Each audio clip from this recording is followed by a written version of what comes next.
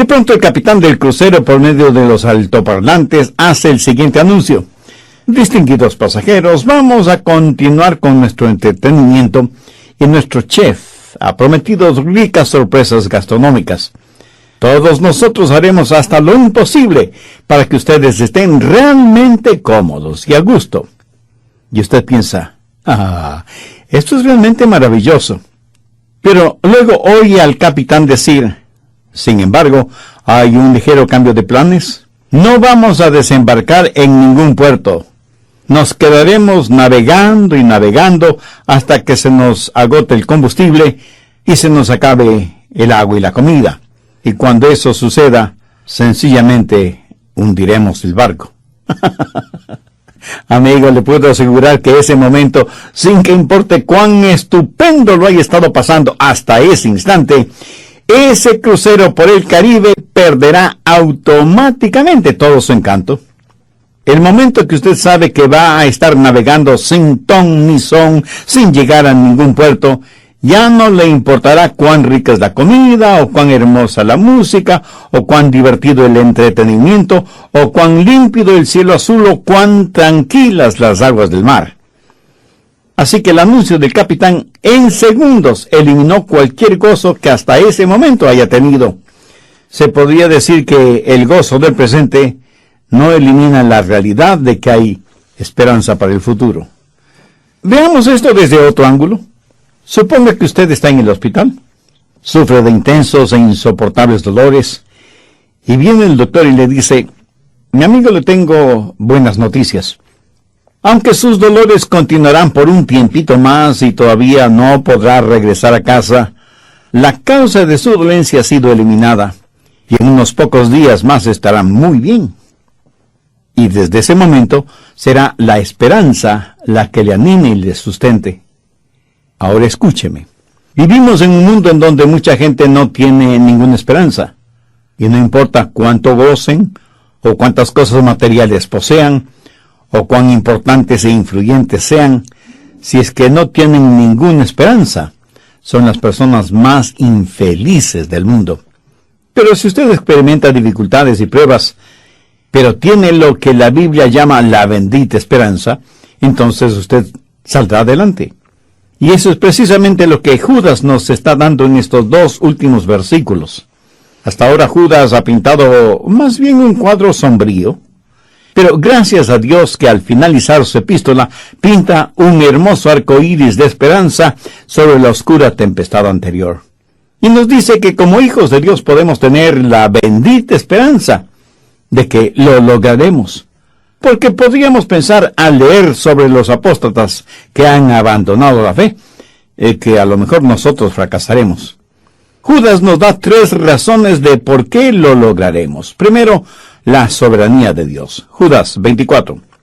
Y aquel que es poderoso para guardaros sin caída. Aquí el apóstol está hablando de Jesucristo. En el verso 25 dice, al único y sabio Dios, nuestro Salvador, sea gloria y majestad, imperio y potencia, ahora y por todos los siglos. Amén. Todo esto hace referencia a la soberanía de Dios. La palabra soberanía no es una palabra que se use con frecuencia en nuestro hablar cotidiano. No nos referimos a ciertas personas como si fueran soberanas. Tal vez se la use en relación con algún rey o reina, pero es una buena palabra que se la usa frecuentemente en el lenguaje bíblico. Ahora, ¿qué significa soberanía en referencia a Dios? Que Él es el Rey, y es un Rey soberano. Es el único sabio Dios. Él puede hacer, pues, lo que quiera hacer. Por eso es Dios. Y todo lo que hace es bueno. Y la razón por la que usted y yo llegaremos a la meta no es porque nosotros podemos hacerlo, sino porque Él lo puede hacer. No es primordialmente nuestra responsabilidad, sino su habilidad para hacerlo. Veamos Efesios 3:20. Ya a aquel que es poderoso para hacer todas las cosas mucho más abundantemente de lo que pedimos o entendemos.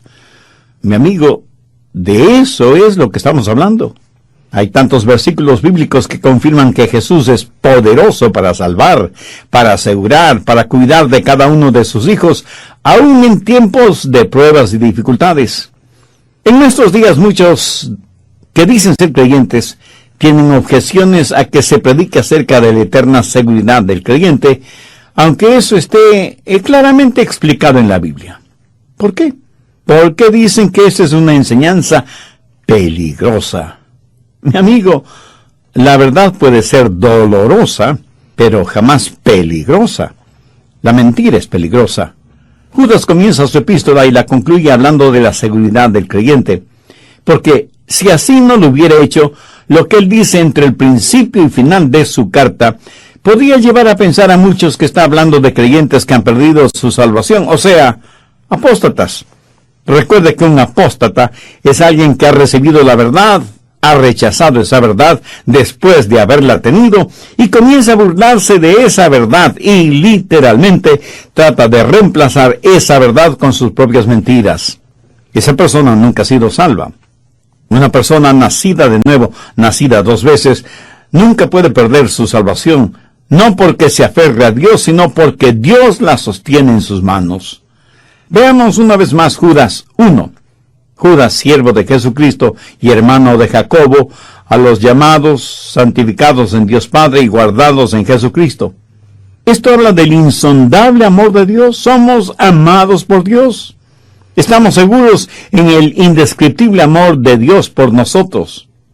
En Juan 17, al orar, Jesús dijo, para que el mundo conozca que tú me enviaste y que los has amado a ellos como también a mí me has amado. ¿Cuánto le ama Dios? Dios le ama tanto como ama a su propio Hijo Jesucristo. ¿Sabe que los apóstoles no entendieron a cabalidad esto? Que Él es poderoso para cuidarnos, para que no caigamos, y para presentarnos sin mancha delante de su gloria. Dios hace las cosas de acuerdo a sus propios términos, y en la forma en que Él quiere hacerlas. De ninguna manera nuestros pensamientos son como los pensamientos de Dios, y nuestros caminos son totalmente diferentes a los caminos de Dios. En el Antiguo Testamento se relata la historia de cómo los israelitas eran mordidos por serpientes en el desierto como parte del juicio de Dios sobre ellos. ¿No cree usted que ellos oraron a Dios pidiéndole la eliminación de esas serpientes? Yo creo que sí. Pero Dios no eliminó a las serpientes. Pero en cambio le ordenó a Moisés el fundir una serpiente de bronce y ponerla en lo alto de una pértiga, para que todo el que fuere mordido por una serpiente y mirara a esa serpiente metálica no perdiera la vida. Dios les dio una solución diferente a la que ellos pedían. Y nadie pensó que esa serpiente de bronce era un cuadro de Jesús en la cruz. No faltará quienes burlonamente pregunten, ¿y si Dios es tan poderoso, por qué no elimina al diablo? No, Dios no mata al diablo, pero en cambio puso a su Hijo, el Señor Jesucristo, en una cruz. Escúcheme, el cristianismo no es la sustracción de problemas de la vida, sino que es el aumento del poder para enfrentar esos problemas. Ese gran teólogo que fue San Agustín solía decir, Dios es un círculo infinito, cuyo centro está donde quiera, y su circunferencia en ninguna. Ahora, ¿qué quiso decir con eso? Que no hay ningún lugar en donde Dios no esté.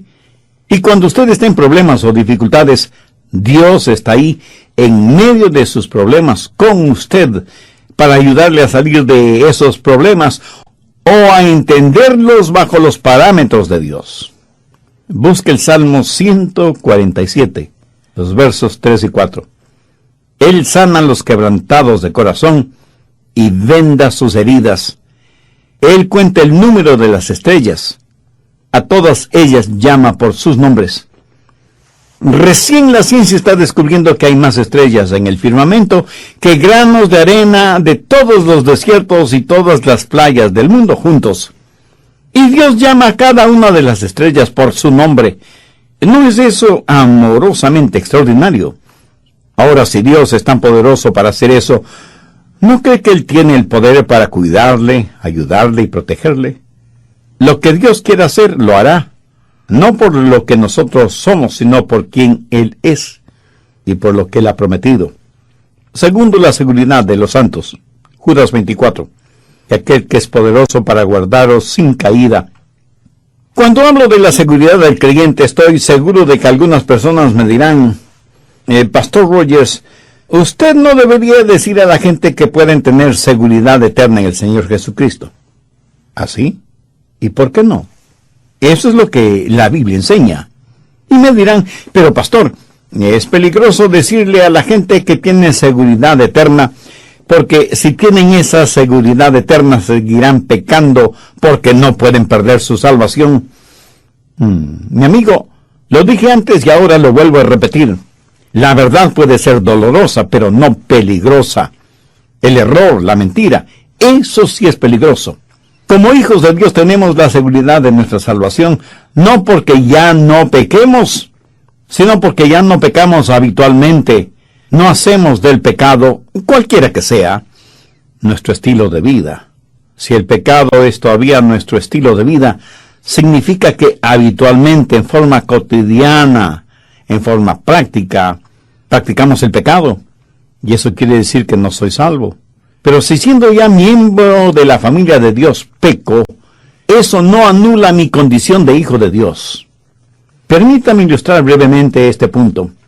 En Lucas 15 tenemos la famosa parábola del hijo pródigo, ese joven rebelde que se fue a un país lejano y dilapidó su herencia.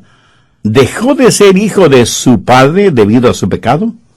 ¿Dejó de pertenecer a su familia por haberse ido de casa? Permítame hacer este asunto más personal. Supongamos que usted tiene hijos adolescentes que viven vidas inmorales y están sumidos en el pecado. ¿Dejan por eso de ser sus hijos? Y aunque estén lejos del hogar, ¿han dejado de ser por eso miembros de la familia? Piénselo. Volvamos a Judas 1. Santificados en Dios Padre. Y ahora miremos un momento esas palabras, santificados.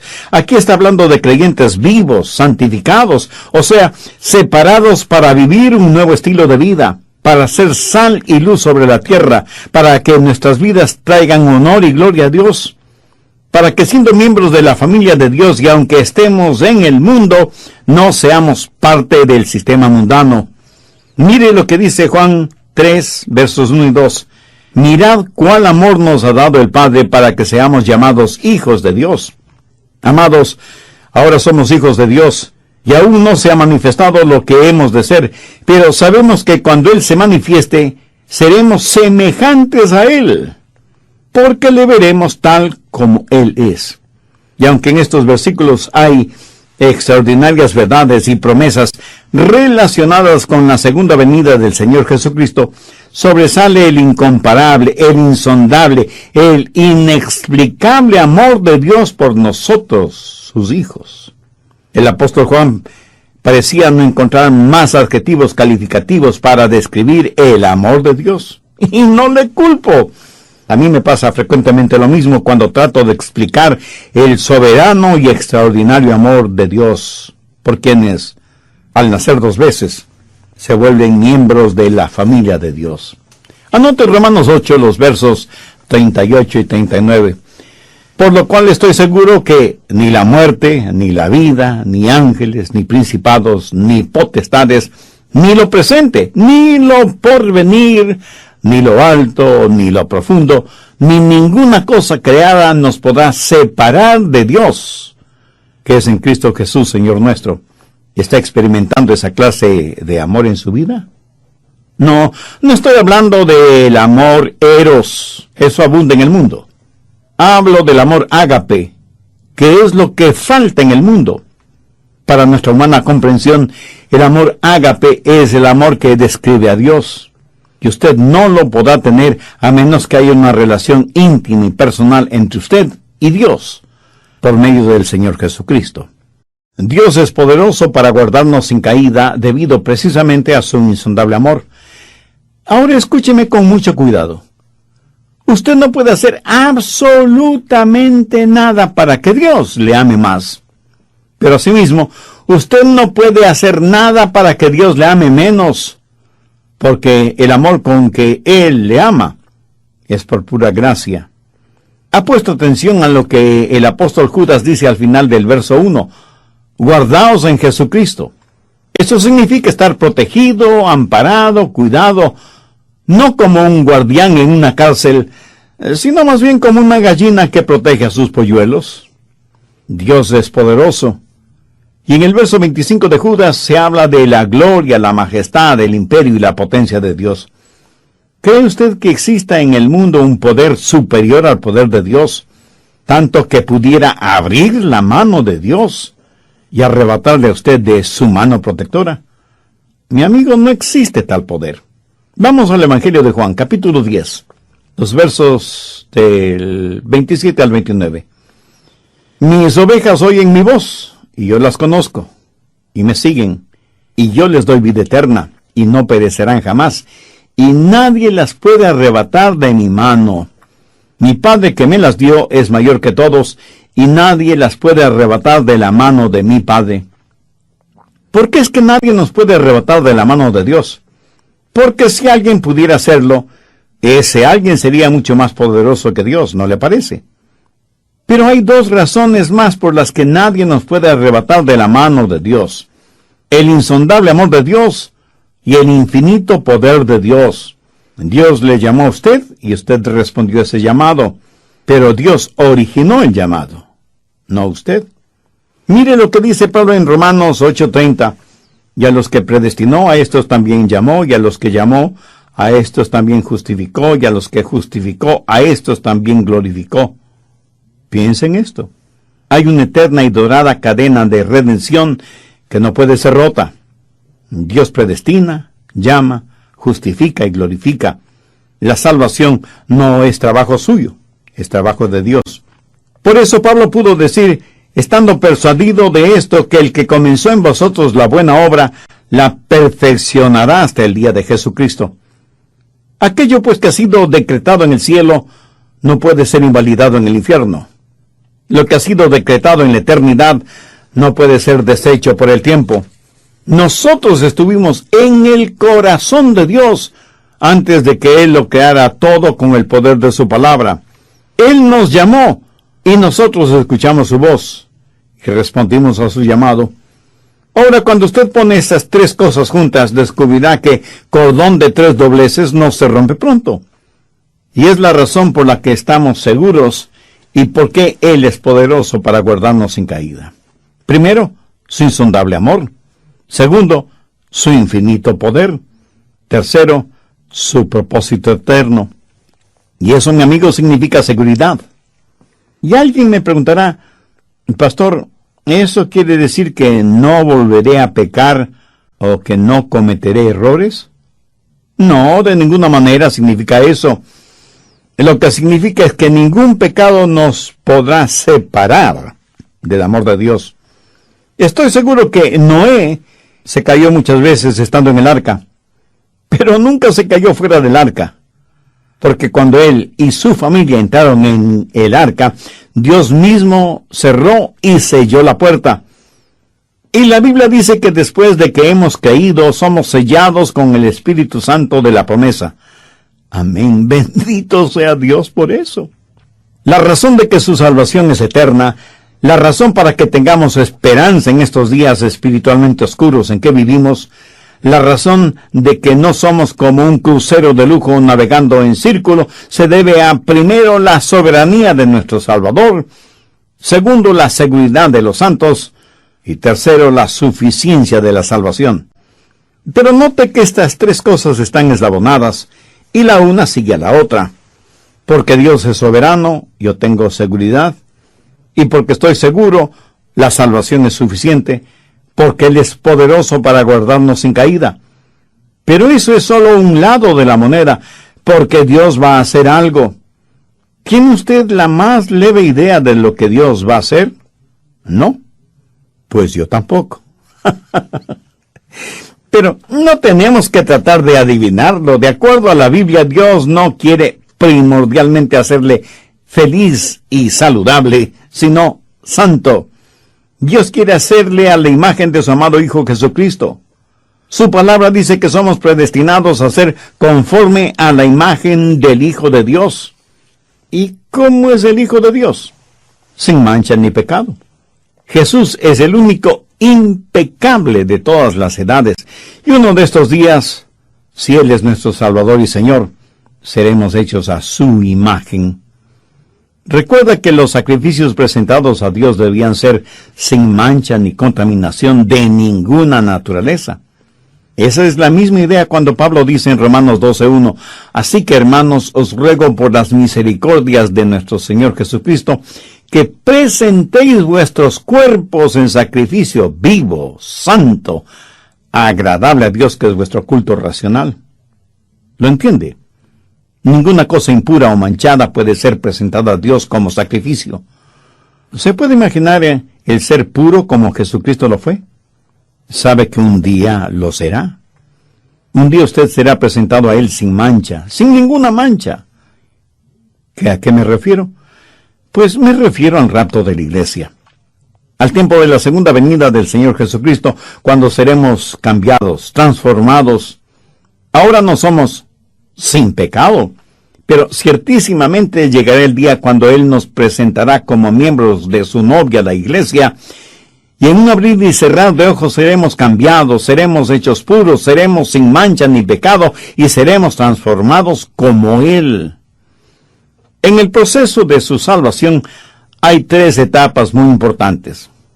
Primera, cuando usted se salva, inmediatamente es justificado en el Espíritu y Dios comienza a trabajar en usted. Segunda, usted es progresivamente santificado en su alma. Y tercera, después de la segunda venida de Cristo, usted será glorificado en su cuerpo. Ese momento, el último vestigio de fracaso será eliminado de nuestra vida para que podamos ser presentados sin mancha ni pecado delante del trono. Y eso es lo que va a suceder tal vez más pronto de lo que nos imaginamos. Somos la iglesia, la novia de Cristo, que un día será presentada al novio. Cristo, el novio, ama a su novia, la iglesia, y la ama tanto que dio su propia vida por ella. Y de eso habla el apóstol Pablo cuando en Efesios 5 dice, Cristo amó a la iglesia y se entregó a sí mismo por ella, para santificarla, habiéndola purificado en el lavamiento del agua por la palabra, a fin de presentársela a sí mismo una iglesia gloriosa, que no tuviese mancha, ni arruga, ni cosa semejante, sino que fuese santa y sin mancha. ¿Se puede imaginar lo que será esa boda? Permítame contarle cómo se desarrollaba una boda oriental a la antigua. Primero se efectuaba la propuesta por parte del novio. Iba a la casa de la novia, en donde la cortejaba y le proponía matrimonio. Luego de la propuesta venía la compra. Prácticamente el novio compraba a la novia. Para esto, el novio había estado ahorrando por largo tiempo y negociaba con el padre de la novia sobre el precio. Después de haberse puesto de acuerdo con el padre de la novia en cuanto al precio, el novio y el futuro suegro bebían de una sola copa, que había sido bendecida. Y luego novio y novia bebían de la misma copa. Ahora el matrimonio como tal no había sido consumado, pero para todo propósito práctico, la novia ya le pertenecía al novio. A partir de ese momento, si ella salía o era vista con otro hombre, se consideraba que ella había sido infiel, aunque ella y su novio o esposo no habían estado juntos ni por un segundo como marido y mujer para comenzar su vida matrimonial. El novio regresaría a la casa de sus padres para preparar un lugar para vivir con su novia esposa. Al despedirse de ella le diría, voy a preparar un lugar para ti y regresaré para que estés conmigo para siempre. Si el padre del novio era afluente, prepararía un lugar especial para su hijo y su esposa. Mientras tanto, la novia esposa comenzaría a coser ropas especiales y a preparar todo para su boda, porque las bodas orientales eran totalmente diferentes a nuestras bodas occidentales. Por ejemplo, los novios no fijaban la fecha de su boda. Era el padre del novio quien decidía la fecha de la boda. Él también prepararía un extraordinario banquete cuando todo estuviera listo y enviaría una proclama anunciando, todo está listo, mi hijo se va a casar. Entonces vendría el novio con las amistades de la novia, por lo general por la noche. La novia esposa no sabe que él está viniendo, pero está totalmente lista porque, precisamente, no sabe cuándo él vendrá. Y el novio y sus acompañantes vienen con antorchas, entonando canciones de amor, y un heraldo se adelanta, llega hasta la casa de la novia y proclama: «Mirad, mirad, el novio ya viene, el novio ya está aquí». Sí, ella sabía que él vendría, pero no sabía cuándo. Pero ella estaba lista para cuando él viniera. Y ahora él ya está ahí. Y ella recoge sus cosas y se va con él a su nuevo hogar. Y en la casa del padre del novio todo es alegría. Y hay exquisita comida, excelente vino, hay un verdadero banquete. Y entonces, para hacer oficial el asunto, la novia es presentada al novio, y el novio recibe a su novia con profundo gozo. ¿Sabe? De eso habla Judas en su carta. La presentación de la novia va a ser algo maravilloso y glorioso. Pero quiero que note algo sumamente importante. La novia no esperó hasta que su novio llegara para prepararse. Desde el momento de la propuesta hasta el instante de la llegada de él, ella siempre estuvo lista. Escúcheme, cuando Jesús venga por los suyos, vendrá como el novio celestial. El mismo que nos llamó es el mismo que nos cambiará para siempre. Y en un abrir y cerrar de ojos seremos hechos a la imagen de Jesús. Y la razón por la que digo que esta salvación es suficiente es porque hará lo que dice que va a hacer. O sea, hacernos a la imagen de nuestro Salvador. En términos generales, nosotros, sus hijos, aquí y ahora, tal vez no parezcamos tan salvados, ni tan santos, ni tan preparados. Pero no nos impacientemos, porque Dios sigue trabajando en nosotros, estando persuadido de esto, que el que comenzó en vosotros la buena obra la perfeccionará hasta el día de Jesucristo. Y alguien me preguntará: pastor, ¿qué significa la frase «la perfeccionará hasta el día de Jesucristo»? Esa es una muy importante pregunta. Y significa que todo será completado cuando Jesús regrese. O sea que le veremos tal y como Él es, porque seremos hechos a su semejanza. El fundamento, la base de la iglesia es el Señor Jesucristo. Jesús es la cabeza de su iglesia, que fue comprada con su propia sangre y por quien Él murió en la cruz. Yo a la vez le pregunto, ¿qué significa todo esto para usted? ¿Tiene usted esa bendita seguridad? ¿Por qué la tiene? Si la tiene, le puedo asegurar que no es debido a su propio y humano esfuerzo. Si la tiene, es por la maravillosa gracia de Dios, porque Él es poderoso para guardarnos sin caída y presentaros sin mancha delante de su gloria con alegría. Este poderoso Dios es más que suficiente para salvarnos y darnos fortaleza en medio de los problemas, los peligros, las desilusiones y los sinsabores de la vida. Su maravillosa gracia es la que nos guarda y sostiene, y su gracia estará con nosotros hasta cuando estemos en nuestro hogar celestial. ¿Alguna vez le ha agradecido a Dios por su gracia? ¿Alguna vez le ha expresado su gratitud por tener en sus manos su palabra, la Biblia, y en su propio idioma? ¿O nunca tiene tiempo para estas cosas que tienen que ver con Dios?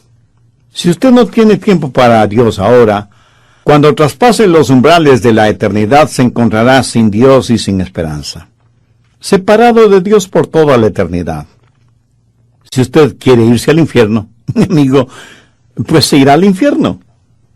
Si quiere ir al cielo, se irá al cielo. Es su elección personal, y nadie puede hacer nada al respecto. Yo lo único que puedo hacer es invitarle para que reciba a Jesús en su corazón y en su vida. Si acepta la invitación o la rechaza, eso también es su elección personal.